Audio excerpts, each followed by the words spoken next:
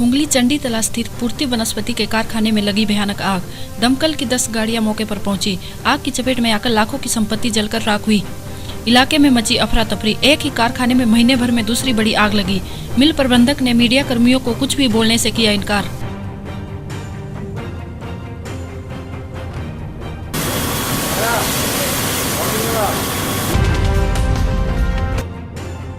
Kashmir valley में pulse polio programme में 5 साल तक के बच्चों को पोलियो की ड्रॉप्स पिलाई गई।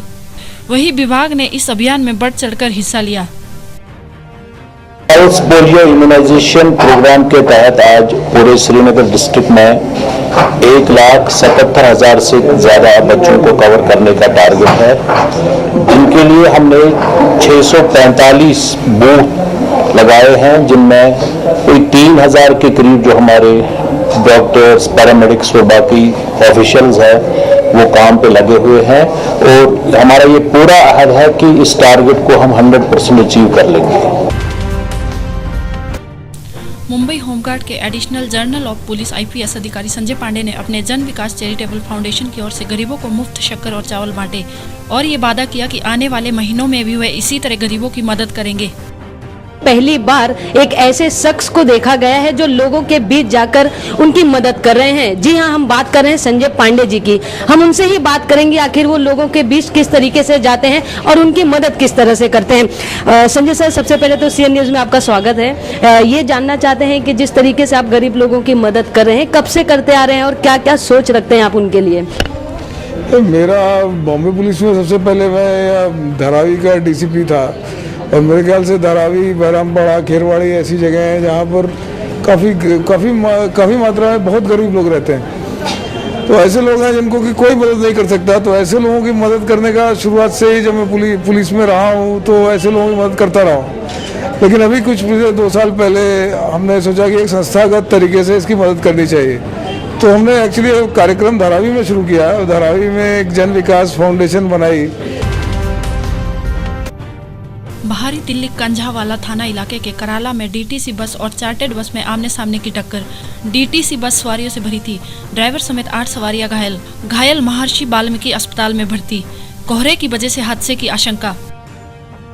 ये कराला से आगे चल के राधा स्वामी सत्संग के पास 1 वे रोड है। मैं अपनी पटड़ी के साथ साथ चल के आ रहा था। सामने से प्राइवेट बस आई और उसने सीधी टक्कर मारी।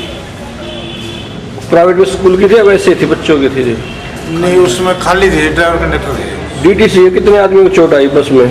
कोई 20-25 आदमी थे, सबको चोट आई। के कारण धुंध बहुत ज़्यादा थी, दिखाई बहुत कम दे रहा था। तो ये खेतों का एरिया दिखाई नहीं दे रहा था। वो ड्राइवर और ये इधर से जा रहा था अपनी लाइन में। 1 वे का काम चल रहा है सारा। एक साइड में जल बोर्ड की खुदाई चल रही है तो 1 वे हो रहा है, तो उसके कारण ही हुआ। हरिद्वार अर्धकुंभ चल रहा है। गंगा स्नान के साथ साथ शहर में बढ़ रही आपराधिक वारदातों से बौखलाई पुलिस ने अब रुड़की में जनता दरबार लगाने का बीड़ा उठाया है। हरिद्वार SSP कृष्णराज सेंथिल अबुदाई ने तमाम पुलिस अधिकारियों के साथ सिविल लाइन कोतवाली पहुंचे, जहां उन्होंने जनता दरबार लगाया। बड़ी संख्या में आए शहर के लोगों ने लगातार बढ़ रहे अपराधों पर गहरी चिंता जताई। आज जनता दरबार जो है हमने सिविल लाइन कोतवाली में लगाया है। इसमें जो है सिविल लाइन कोतवाली एवं कोतवाली गंगनहर और थाना कलियर, इन 3 थाने का जो जनता है और जनप्रतिनिधियों को आमंत्रित किया गया है। भारी मात्रा में लोग उपस्थित रहे और उनका सुझाव एवं उनका समस्या उन्होंने बताया। उसी के आधार पर जो है हम अपना कार्य योजना बना के जो है इसका निस्तारण की पूरी कार्रवाई करेंगे। कहेंगे तो लगभग 70% जो भी आज मौजूद हुए जनतागण का समस्या इंक्रोचमेंट एवं ट्रैफिक सुधारने में है। अभी हमने ये प्लान कर लिया जो भी कहाँ अतिक्रमण ज़्यादा है उसको हटाने के लिए मजिस्ट्रेट से बात करके जो आगे की कार्रवाई करेंगे और जो ट्रैफिक सुधारने के कहाँ ड्यूटी तैनात होने पर जो है ट्रैफिक का सुधार ला सकता है उसका तत्काल करेंगे। और इसके अलावा जो लॉन्ग टर्म प्रोसेस है, जैसा आपका ट्रैफिक सिग्नल लगाना उसका कार्य प्रारंभ है। सो ट्रैफिक सिग्नल लगाना, CCTV कैमरा लगाना, इस टाइप की चीज़ों पर हम जोर देकर जो है रुड़की शहर का जो ट्रैफिक की समस्या है उसका समाधान का हम कार्रवाई करेंगे।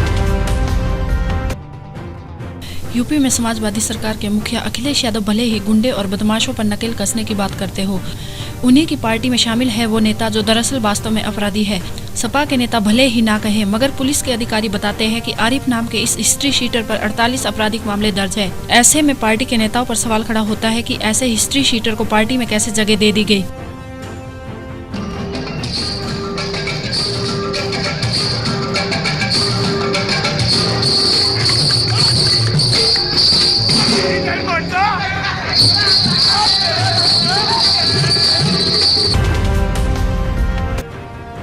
सूखे और बदहाली की मार से जूझ रहे बुंदेलखंड को सूबे के मुखिया अखिलेश यादव ने 24 घंटे विद्युत आपूर्ति के आदेश को अब विद्युत विभाग ने आदेश शुरू कर दिया है। इसी के चलते विद्युत विभाग के टेक्निकल डायरेक्टर बुंदेलखंड के जिलों का दौरा कर अधिकारियों पर लगाम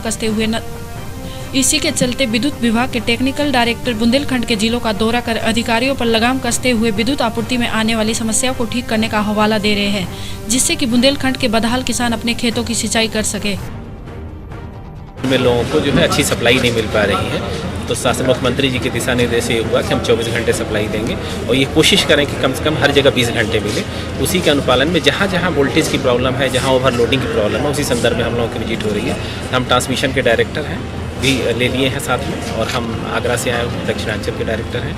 दोनों लोगों ने कई बिजली घरों का निरीक्षण किया और ढेर सारी प्लानिंग करी, सारे अधिकारियों को बैठक ली। इन्होंने जहाँ जहाँ प्रॉब्लम बताई कि यहाँ ओवरलोडिंग है, वोल्टेज ट्रांसफार्मर की क्षमता वृद्धि करनी है, उसमें हम लोगों ने 23 पावर परिवर्तक बढ़ाया, 23 5 MVA और 10 MVA के ट्रांसफार्मर लगा के हर जगह क्षमता वृद्धि कर दी है।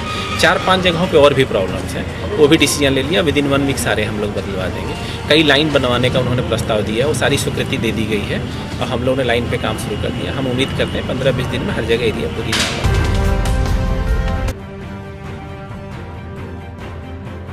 अंबेडकर नगर जिले के ARTO ऑफिस के पास खुले मोटर ट्रेनिंग स्कूलों के मालिकों और ARTO विभाग के बाबुओं की मिलीभगत से हैवी लाइसेंस बनवाने के नाम पर लोगों से मोटी रकम की वसूली जमकर की जा रही है। जबकि शिकायतकर्ताओं का आरोप है कि बिना प्रशिक्षण दिए ही हजारों रुपए लेकर प्रमाण पत्र जारी कर दिया जाता है। वहीं जब मामले को लेकर शिकायतकर्ता संबंधित अधिकारी के पास गए तो अधिकारियों ने उल्टे शिकायतकर्ता पर ही भड़क उठे। हम गए RTO ऑफिस हाईवे लाइसेंस बनवाने के लिए, तो वहाँ के बाबू ने हमसे कहा तुम जाओ मोटर ट्रेनिंग स्कूल। तो मोटर ट्रेनिंग स्कूल में गए, हमसे 10,000 रुपया मांगने लगे, तो मेरे पास 10,000 रुपया था ही नहीं, मैं चला आया। मोटर ट्रेनिंग स्कूल जो भी हैं जनपद में, वो विभाग और शासन द्वारा मान्यता प्राप्त हैं और उनकी उन गुणवत्ता की जांच के लिए और वो नियमित रूप से संचालन कर रहे हैं कि नहीं, उसकी जांच के लिए नियमित उनका निरीक्षण भी किया जाता है हमारे RI साहब द्वारा। और प्रयत्न ये किया जाता है कि जो मानक अनुरूप हो उस अनुसार वो कार्य करें। यदि ऐसा कुछ हो रहा हो तो संबंधित को चाहिए कि यहाँ आकर अधिकारी से शिकायत करे, RI साहब से मिले और उनसे अपनी बात रखे। उसमें सत्ता पाई जाएगी तो निश्चित तौर पे कार्रवाई होगी और उनका लाइसेंस रद्द भी किया जा सकता है।